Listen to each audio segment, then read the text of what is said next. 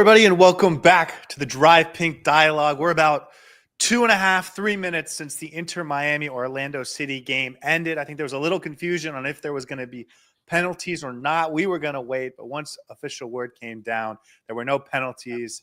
We get to end not just the game, but the preseason on a pretty nice note. Robert Taylor coming in clutch with a nice run around to create an opportunity that Fafa Picault put in the back of the net to equalize and give Inter Miami a 5-game unbeaten preseason and an unbeaten streak going into the regular season. As always, I'm your host, Scotty.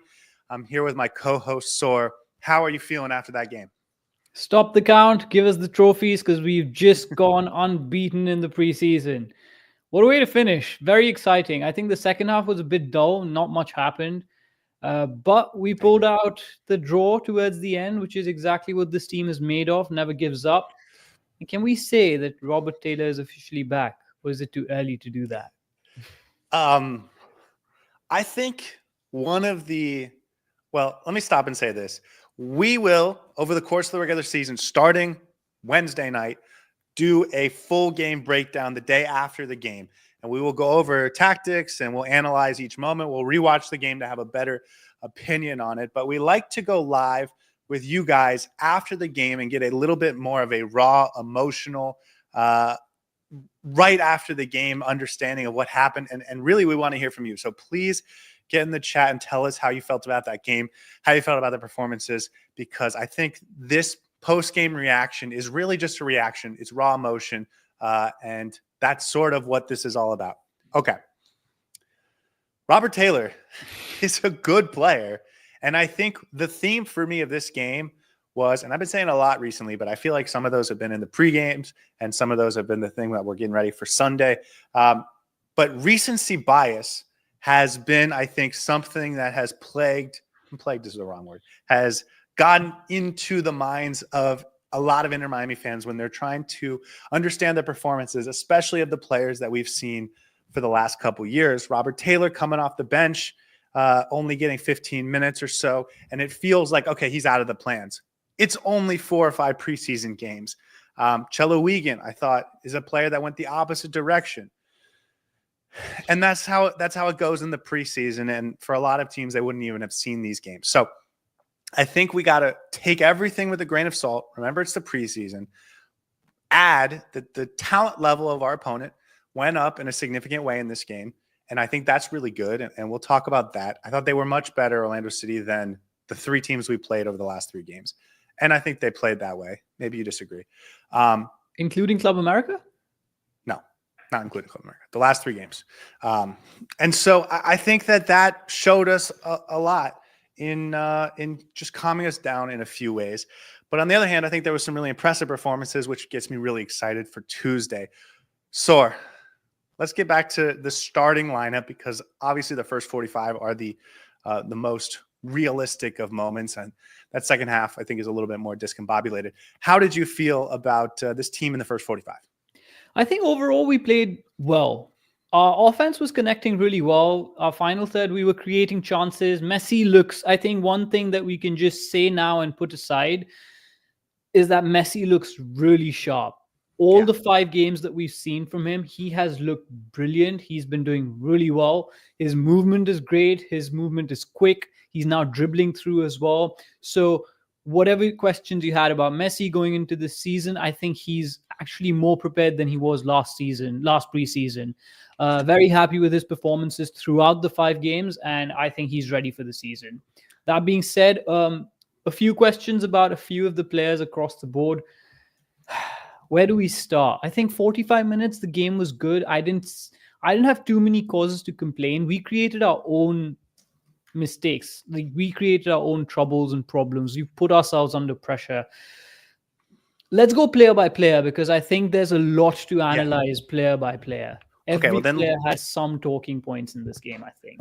Let's start with Nick, who says we can't lose Robert Taylor. I know I just said let's start with the starting lineup, but the first comment is the first comment, and he has value, man. And it's a shame if he just gets pushed aside without being given a real opportunity. I think with this new formation, I think that could unlock some things in Robert Taylor, and I just don't think anyone that puts him aside is doing him and his talent justice. I'll say this. Robert Taylor is my favorite player on this team. Everyone who's been following the Drive Ping dialogue since we started knows that. He will always bring something to this team. That's a fact. We can't lose him because of how valuable he is. And he showed that exactly in that last minute of the game. Takes the ball centrally, dribbles through a couple of players, and then creates that really good chance that got cleared off the line. And then thank God Fafa Picault was there to finish it off. But the point is that he's one of those players who offers a very unique dimension to this team, that is taking on players, dribbling through, and actually being a good one-on-one player, an offensive outlet for this team alongside Messi. And on the wings, I think he's a very unique sort of player. Now we have Fafa Picault, we have Tadeo Allende, who are both doing really well in my opinion. So there's definitely competition on that wing side. So I'm going to say, like, Robert Taylor's position is not guaranteed in the starting 11, but even then, as a bench option, phenomenal. And there will be a point in the season where he will be a really helpful player. Very important. Kareem says that the goal from Allende was great. Segovia and Allende were so electric. And to me, those two were the standout highlights of this game, especially from the starting 11. You mentioned Messi and the big forward. Add Bright to that, and I will go with the three. We'll get to Yanik Bright, but again, I know what Yanik Bright is. I think we're still learning what Tadeo Allende was, and this was certainly a step in the right direction. That vertical was really impressive. He's got a real shot in his right foot. I'm not sure if he has a shot in his left foot yet, but we saw a glimpse of it in that last game. We saw a couple really fine shots from him where he just unleashes with that right foot in this game. I think he's getting more confident. And Diego says, I like what I saw from number 8. That's Telasco Segovia. Those two on either side. Whew. It's interesting. Can I say, I think Allende is more comfortable on the left. Today he was playing on the right, but I think he's more comfortable cutting in on his right-hand side. I think he struggles slightly to create those opportunities from the right-hand side because he's a right footer. So I don't think he likes putting in those outside curlers. He likes going in with the instep. But even then, he's become really sharp over the fight. We lost you. And while you figure out your microphone, I will get back to Allende, who I agree, man. He is so tonight was really impressive. Now, I think the positioning is interesting because he likes to make those runs. He has that long distance speed, the verticality. He can make those runs where he just slips in. It's like a quick little slip in run. And those are, if you create space for it, something that Messi and Suarez will love to put into him. And I could see what Javier Mascherano was thinking when he puts him on the right side. But it does put him sort of in the wrong position to fire off shots. And so that makes it more difficult. And obviously, if you're a right footer, it's easier to get into shooting positions where you have a wider target from that left side. But I also think this is a player you want playing sort of in goal scoring position. And on that left side, I think Javier Mascherano wants to keep a guy who's more of a playmaker so that Jordi Alba can overlap down that left side and be the farthest forward player when it's time to slip in. So that's why I think those guys are where they are right now. But I agree with you. I think, being a right-footed shooter and someone that we'll see what he has with his left as the season goes on. But it does narrow the angle if you're shooting from that right side of the pitch.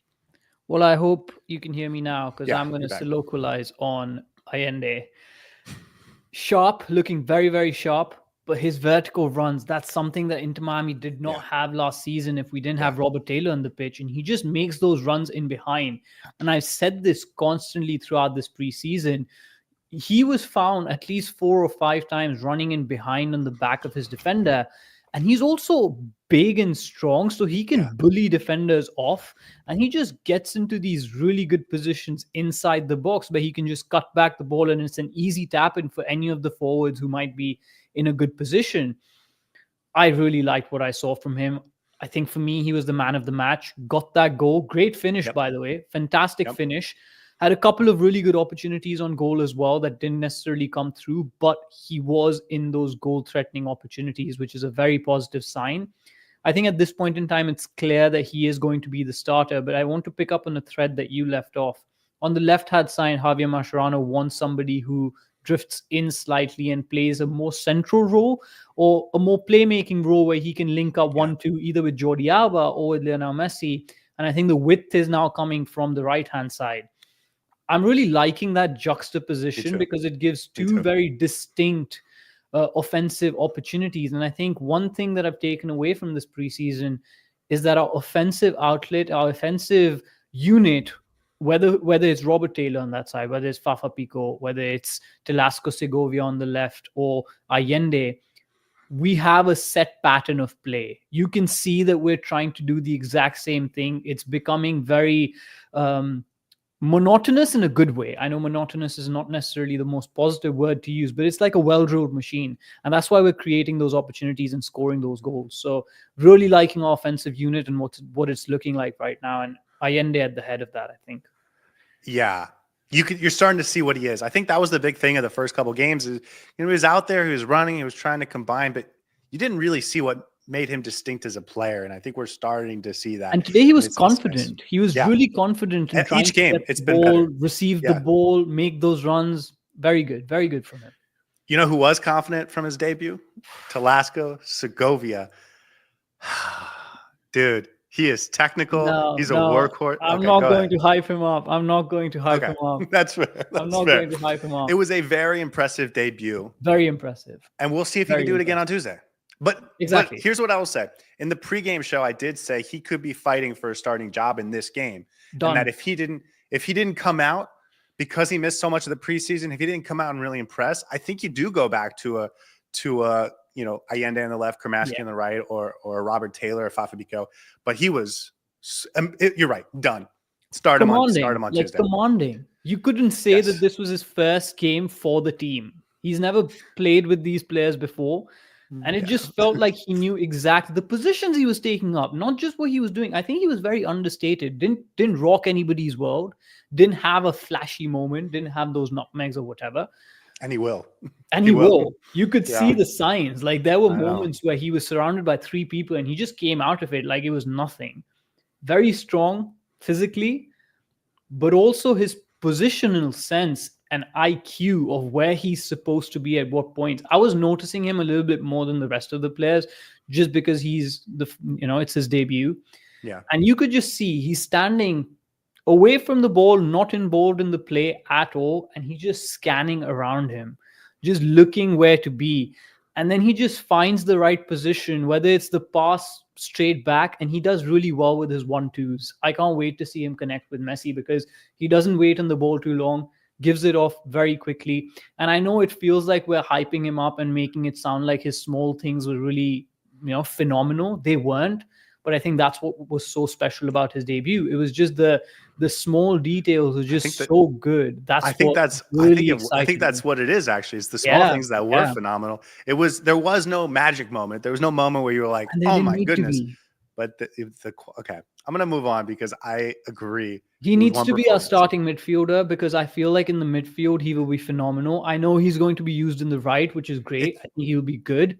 The left. The left. But yeah, so good. Man. But it feels like when he plays there, at least tonight, he felt more like a midfielder. Yeah, because he's allowed to drift in, right? Yeah, that's what we want to do on the left-hand side. And the quality, and like he has midfield tools, right? Because even if you put Fafa Picault or Robert Taylor in those same positions, they're going to try and do natural winger things, and he does natural midfield things. So okay. Anyway, what I wrote down? I'll finish on this.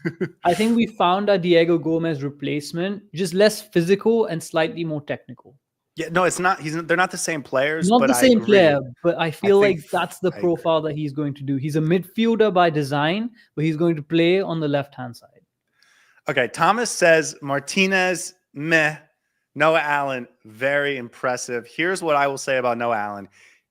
We went through 4 center backs today: Ian Frey, Gonzalo Lujan, David Martinez, and Noah Allen. And he felt like the calming veteran presence. And that was crazy. Like he came in and it was calm. He's comfortable on the ball. You feel safe with him back there. And we're talking about a guy that's played 15 games in his life as a center back. What is happening with Noah Allen in front of our eyes?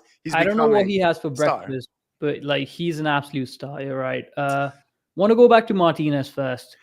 Yes. Well, hold on quickly. Okay. Let's stick with some positive. Noah Allen, I thought was very solid. Just continue to do what he's been doing. Ian Absolutely. Frey, hopefully that shoulder, it looks like he landed weight on his shoulder, but he No, I stayed think in. it was okay. Yeah, I think he's fine. He looks healthy and athletic and Yeah, good. he So had a few good tackles. He doesn't yeah. look like he's hesitant to go in and dive in, and I think he's looking good, ready for So the those two, I think nothing but positive things to say about them. Okay, let's talk about Martinez and Gonzalo Lujan, who also I think we got our first real taste of. What did you think of Martinez? He's good, but he has a mistake in him. And I feel like as a starting center back, you can't have that. He's done that way too often now.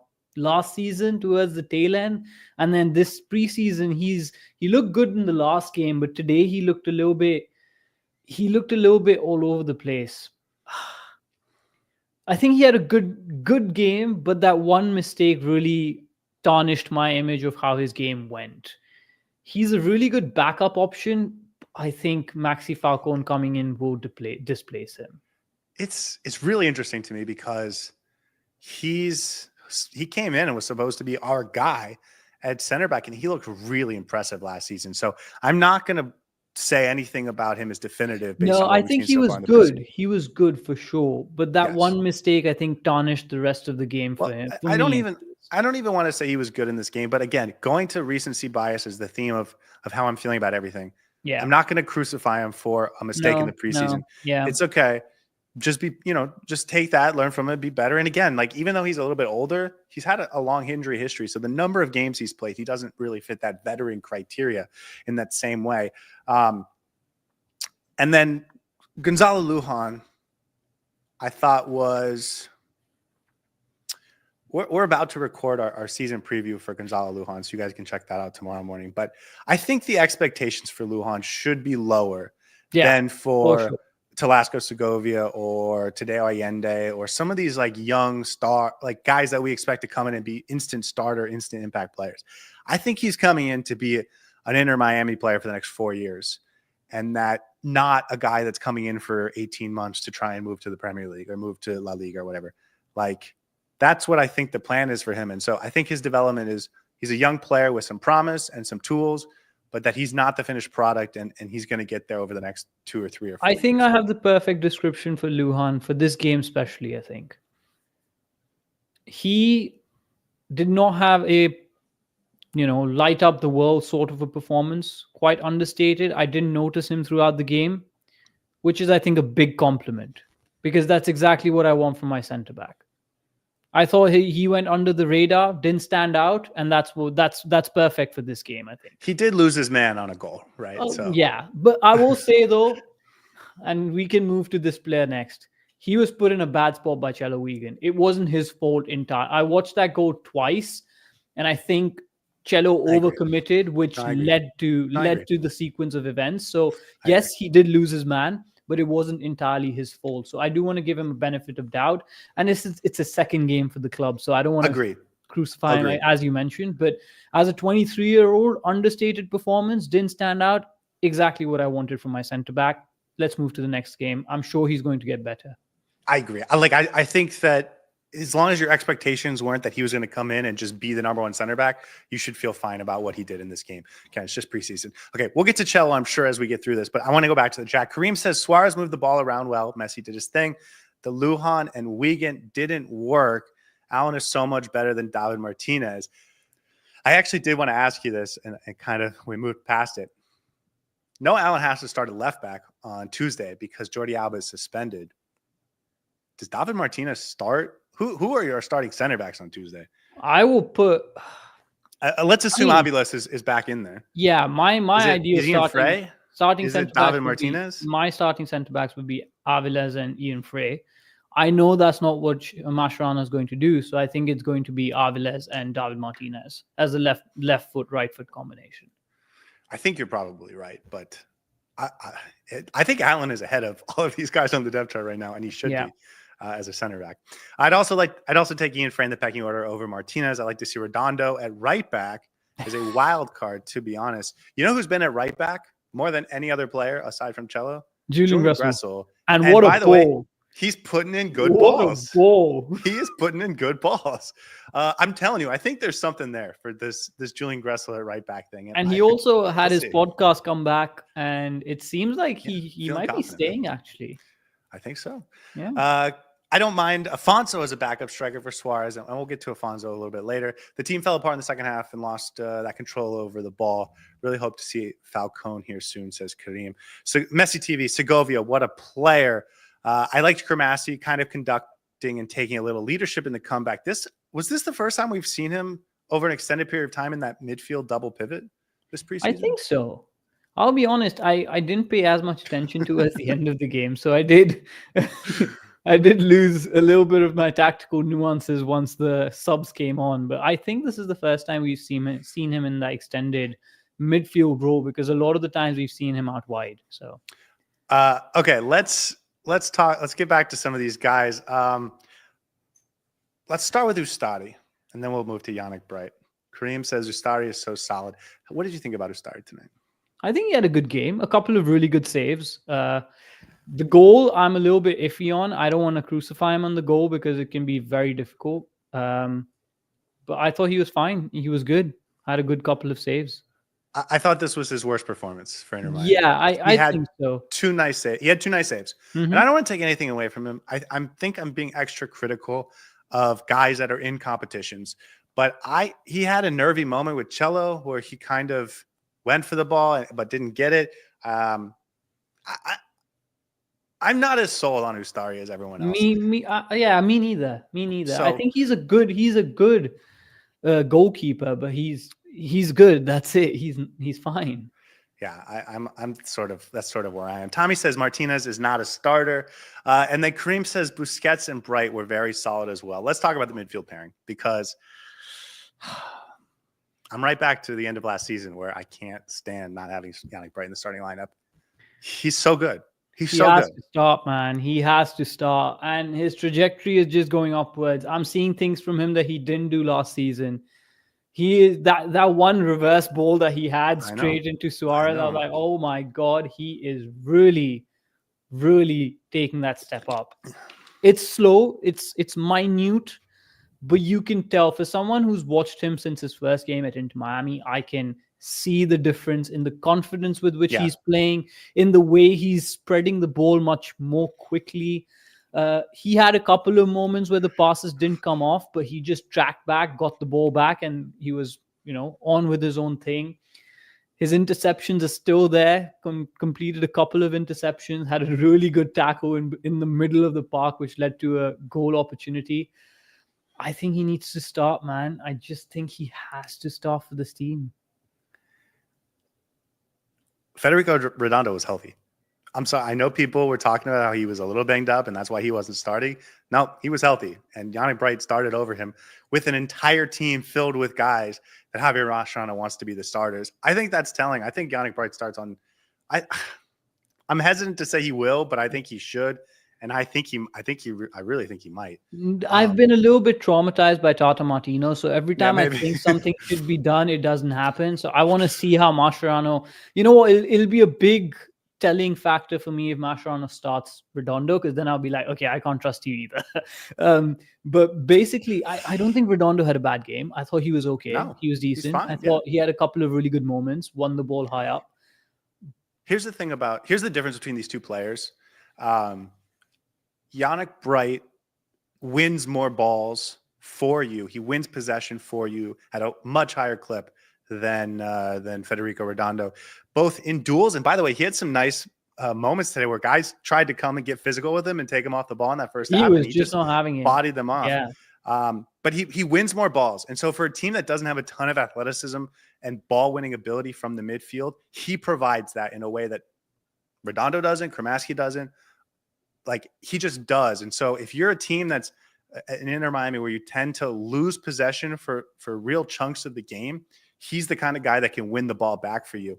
And then also he's just always in the right place in defensive transition, that it's just defensively, it makes your back line so much stronger and it puts you in a better position. So those are the two standout qualities for him that Redondo just doesn't have and Cremassi just doesn't have yet right now. We'll see if Segovia I ever don't think plays there, but I don't think Kramaski will ever have that, because he's not that, like, he's not a true number 6. Yanik Bright is a true number 6, and I want to add a very important point to what you just said. Yanik Bright himself is a very good player, but he makes everyone else around him better. Sergio Busquets has absolutely no defensive duties when Yanik Bright is on the pitch, and that elevates Sergio Busquets to a whole other level, which is not even possible. And I want to see something else as well, because I was thinking about this while you were speaking about Yanik Bright. You got a demon like Yanik Bright in the middle who can win the ball high up.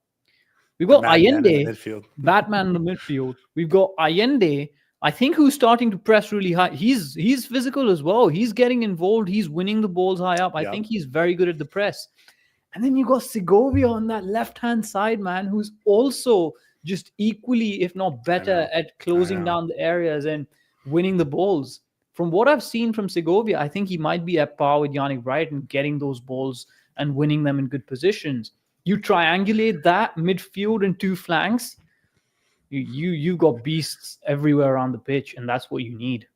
That front 6, that front 7, no, that front 6 is really nice, dude. The front 6 we had today is really nice. Communication, Cynical Dude says, communication still lacking in the back line. That's true, but to be fair, we had a player making his debut. David Martinez, I think, is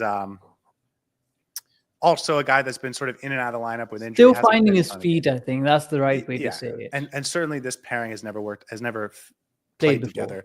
And that includes, throw Chelo in. There's another guy who's never played with these guys before. So Paul says Martinez out. Listen, I thought Martinez was below par today, but again, it's the preseason. I'm not going to hold it against him too hard. I think he'll probably get the start on Tuesday. And if you do that when it matters, then we'll have a different conversation. But for now, I'm not going to crucify him. He is, a veteran.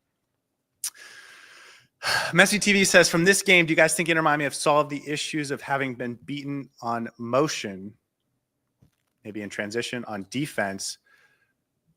Do you want to take that first? I don't think always, but sometimes, yes. Today we played a really high line, and we got beat for that first goal because of our high line.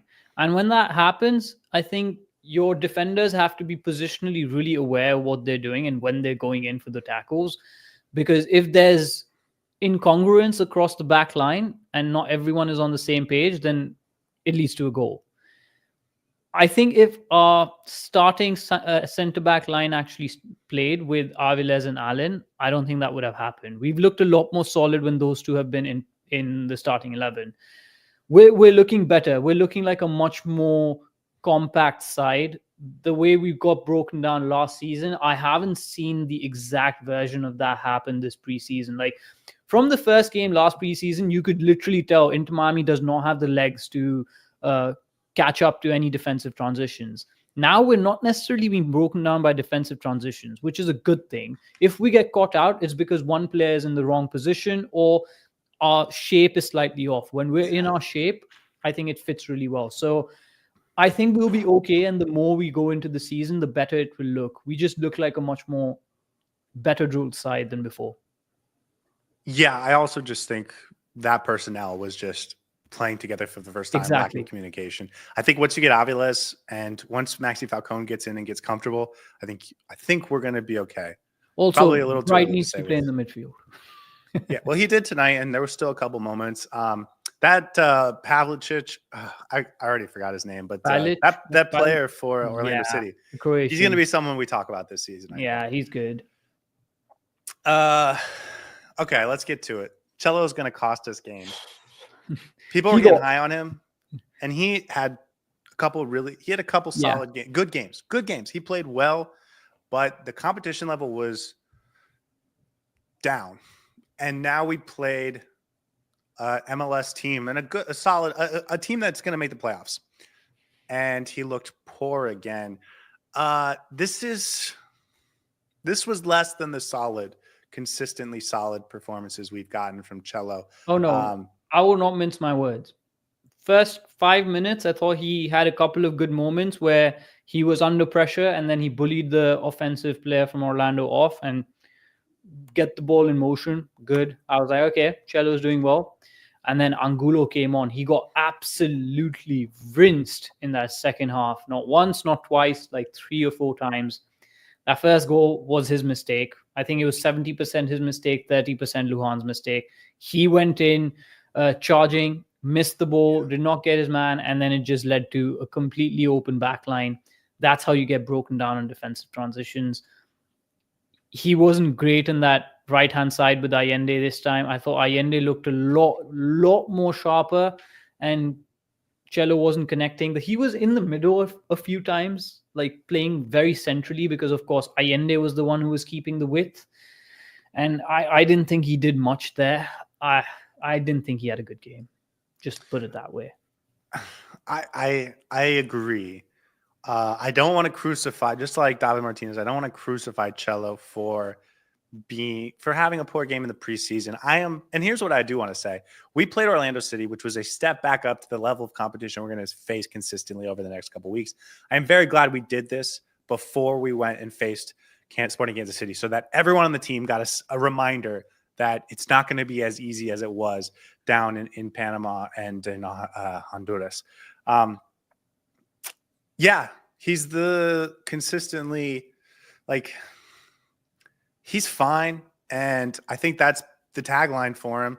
And every once in a while he has a poor game, and every once in a while he has a really good game. And I think there's options on this team that can be more impressive. Across this team, we've got players who are high, like the highest quality in their position.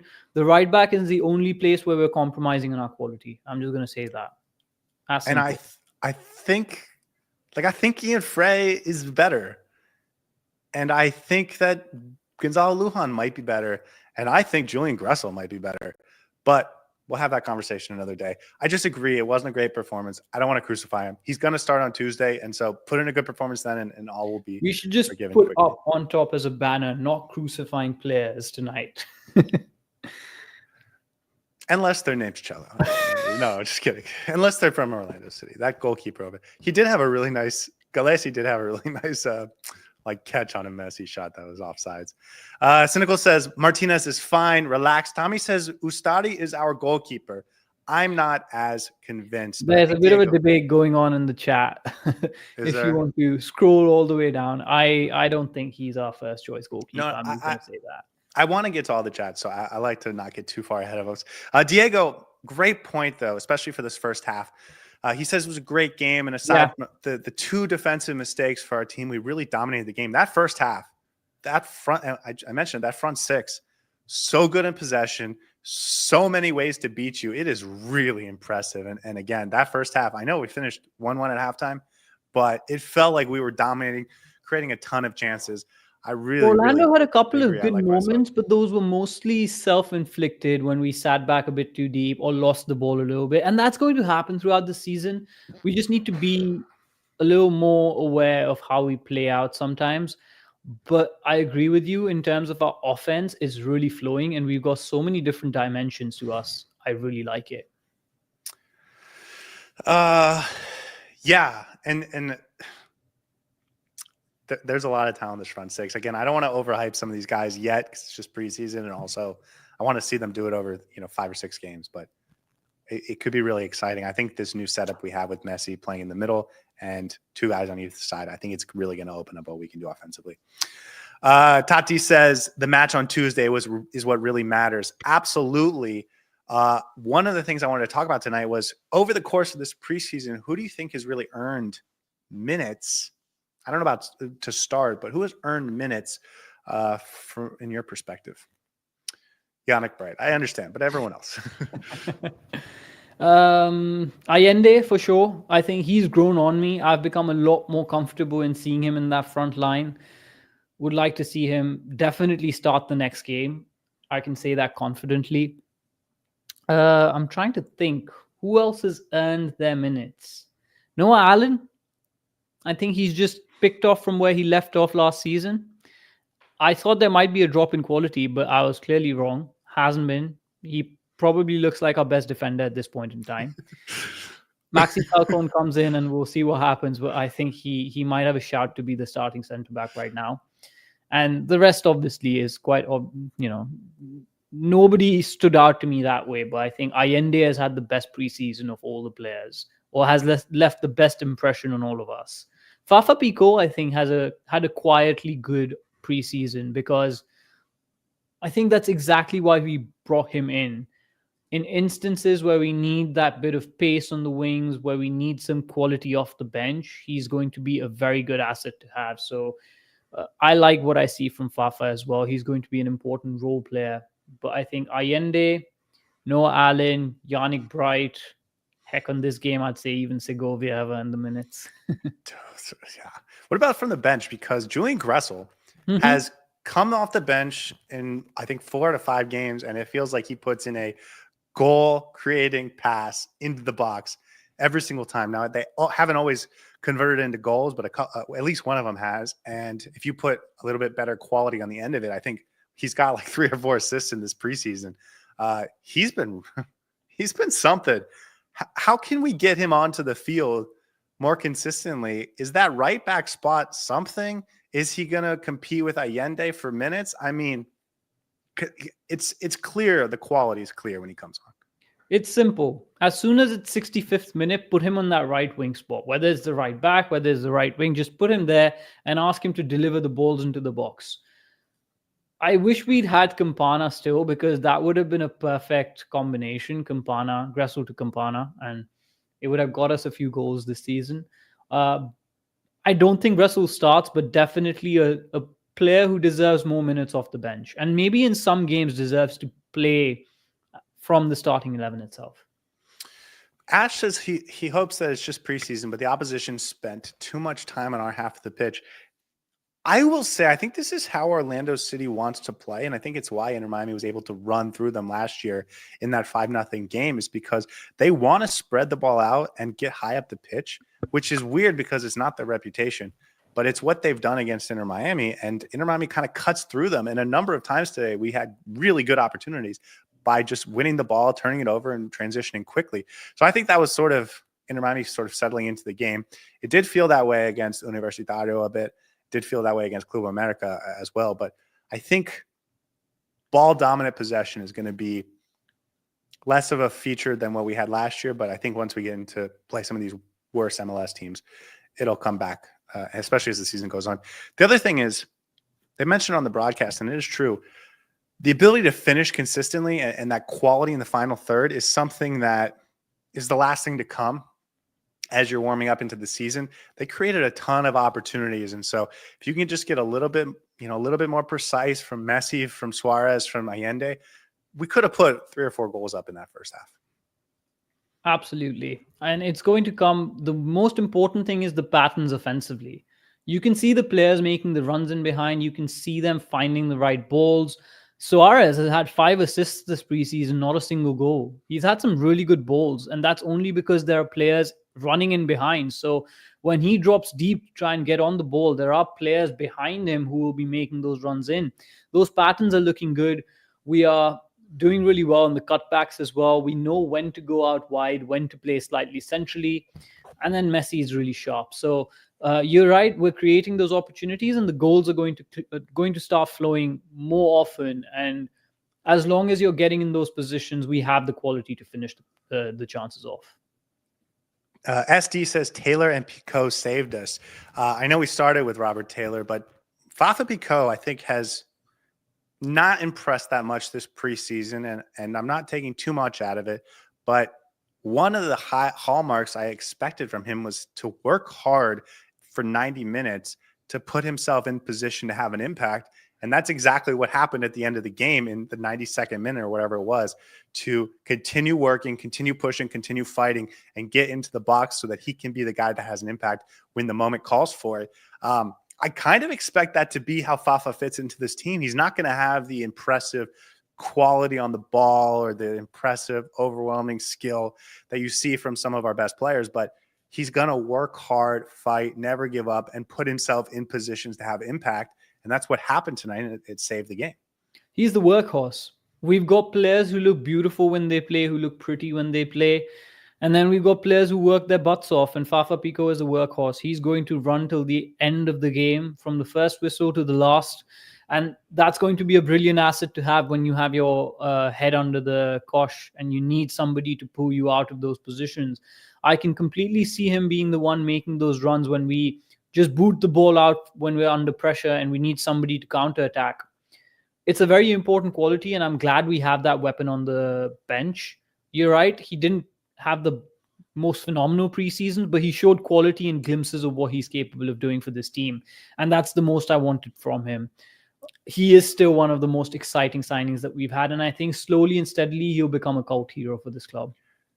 Yeah. And again, like, we have to be clear. He's not going to be a guy that you expect to do and be as calm on the ball as Segovia, or have that sort of quality and technical ability in tight spaces as the Messis and Suarez is. He's going to be a fighter, and that's going to have its big moments. We talked about last season, Kermaski getting a game-winning goal against Charlotte, Leo Campana getting some game-winning goals, and Leo Alfonso and Yanik Bright against Philadelphia. Those moments over the course of a season are the ones that help you achieve title winning and supporter shield winning seasons. And those are the type of moments that I think Fafa is really going to provide. I got an interesting one from Nuno. He says, this 4-2-3-1 isn't going to work. Mascherano is wasting his valuable time. He follows it up by saying Messi dropping deep and just creating is not the answer. He needs to be near the box. What do you think about that? I think we've seen a bit of both. I don't think we've just seen Messi dropping deep. And first game, I remember he was quite high up actually on the pitch. And I like the fact that he's playing centrally because it gives him more command. He's running through the midfield really well, cutting through defenses easily. And I think we'll find our feet. Sometimes we may need Messi to be deeper.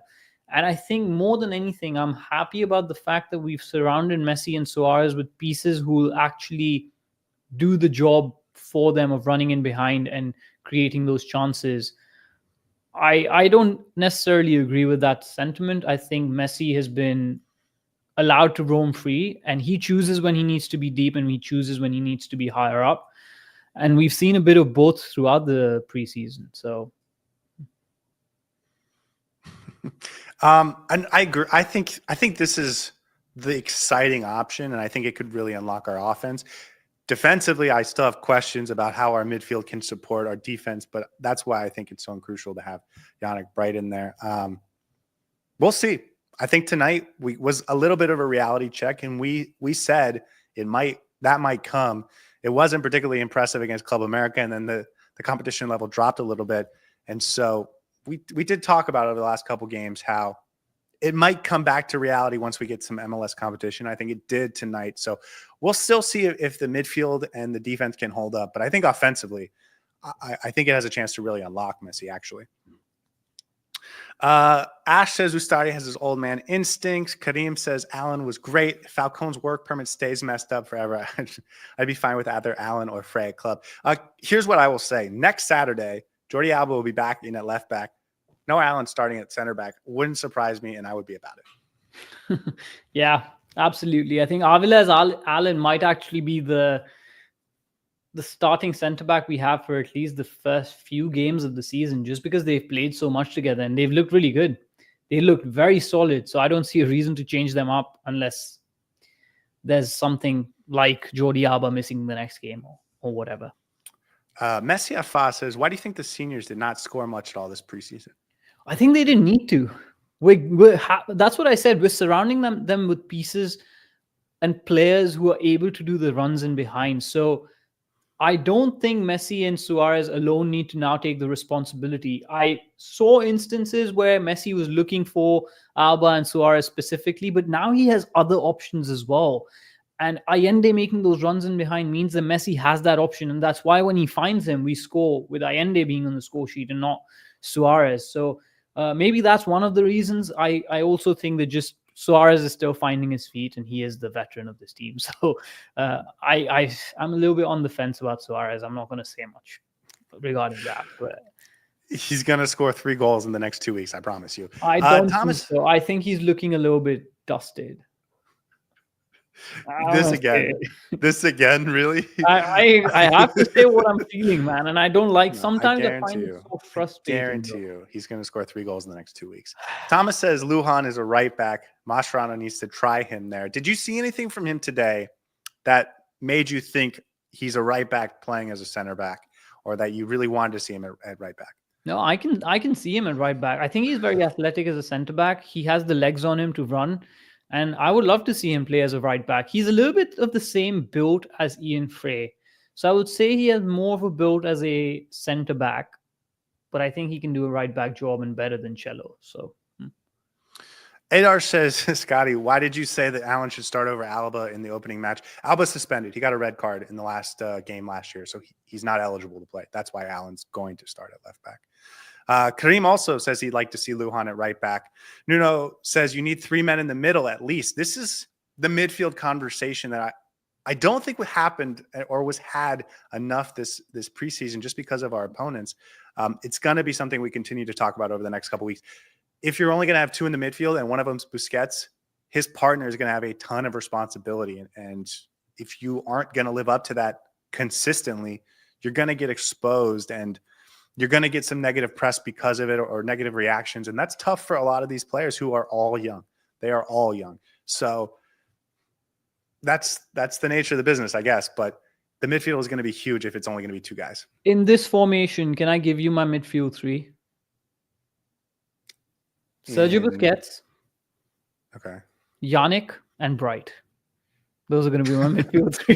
Yanik Bright is basically Kukulan. You can't play Redondo next to Busquets in a 4-2-3-1. You just can't. It won't work. Yeah. The other thing is I do kind of think that Segovia is going to feel more like a midfielder than everyone else when he's playing on that left side. Just He was because playing of quiet his natural understanding centrally. of He was playing positioning, quiet centrally.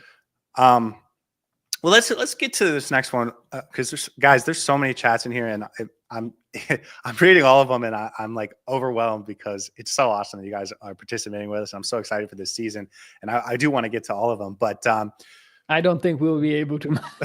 while I'm reading through, while we're getting through them all, starting 11 for Tuesday night. We've talked a lot about this. It doesn't feel like Drake Callender is going to be an option on Tuesday just because he hasn't played yet. He's not fully healthy yet. But I think we should assume that the only other guys that aren't going to be available are Jordi Alba because he's got the red card or the suspension, Maxi Falcone because he doesn't have the work permit, and Alan Obando because he doesn't have the work permit. Everyone else feels like they're going to be healthy. Hopefully that includes David Martinez and ready to go. So who do you think should start? And then we can talk about what Mascherano will do. I think Allen at left back, Aviles at centre back, Ian Frey at centre back, Oscar Starry at goalkeeper because we don't have an option there. Right back, I think Lujan if he's healthy. I just want to see him there, but I don't think it's going to be that. For a big game? For like an opening game like guess. this? Okay, let's put it's different. There. It's different against NYCFC on the weekend, but in this one. Now, Chelo, Sergio Busquets, Yanik Bright, Telasco Segovia, Messi, Allende, and then Suarez. That's my starting 11. Yeah, I mean, very similar to what we saw today, man. I agree. Upcode again talking about Gressel's cross, really impressive. So while I run through these,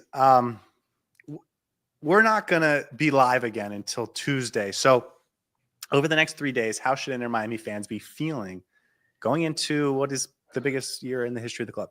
I think positive. There's something brewing at the club in terms of how we're recruiting and how we're building this roster. Everything has fallen into place really well. We're undefeated in preseason, which means nothing. I'm just going to say that out loud. It means nothing. We are going to lose games. We are going to look off in some games. But overall, this roster is coming together really well. I've said this before, and I am more confident going into this season than I was last season. This team is more balanced with the options it has now throughout the roster than it had last season. I don't know if the quality is there, but the potential is immense. So just because of that, we should be very, very positive going into the season. We might actually be a juggernaut if all pieces fall into place, but it's going to take a lot of work to get there. And we haven't had our potentially best center back yet. Yes, that. Okay, I'm gonna call it quits there. For everyone that posted a comment and I didn't get to show it or we didn't get to respond to it, I'm gonna just spend the next half an hour reading through them all. But thank you so much for doing that. Saur, any final thoughts on this game before I sort of tell everyone what's coming up over the next couple of days? No, I think it was a positive game overall. A few ifs and buts here, a few question marks, but Orlando City, I'm glad we just didn't lose to our rivals. That's what that matters.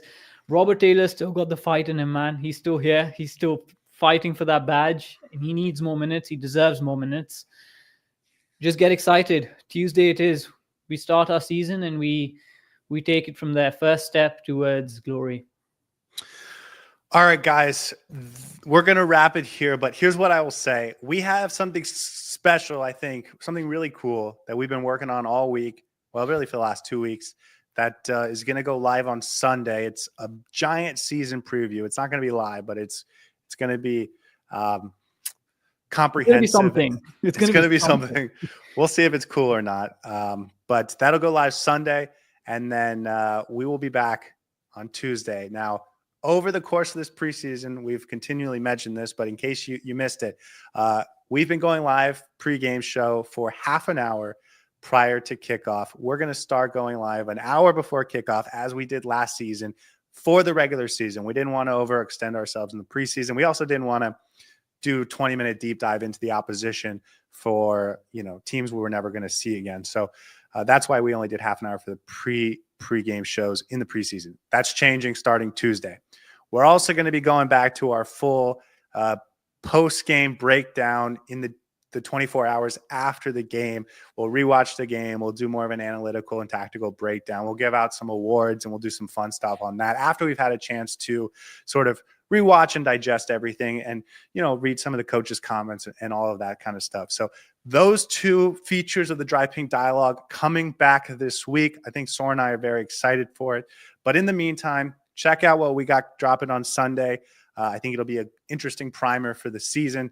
It'll be a nice listen to for the 48 hours before kickoff. And then Tuesday it starts, man. Tuesday it starts. How you feeling about it? I'm very excited for the Tuesday game. That pre-game show is going to absolutely cook because I am already researching about Kansas City. I'm ready to come with my facts and I'm ready to come with my tactical analysis and boards. So guys, the preseason's done.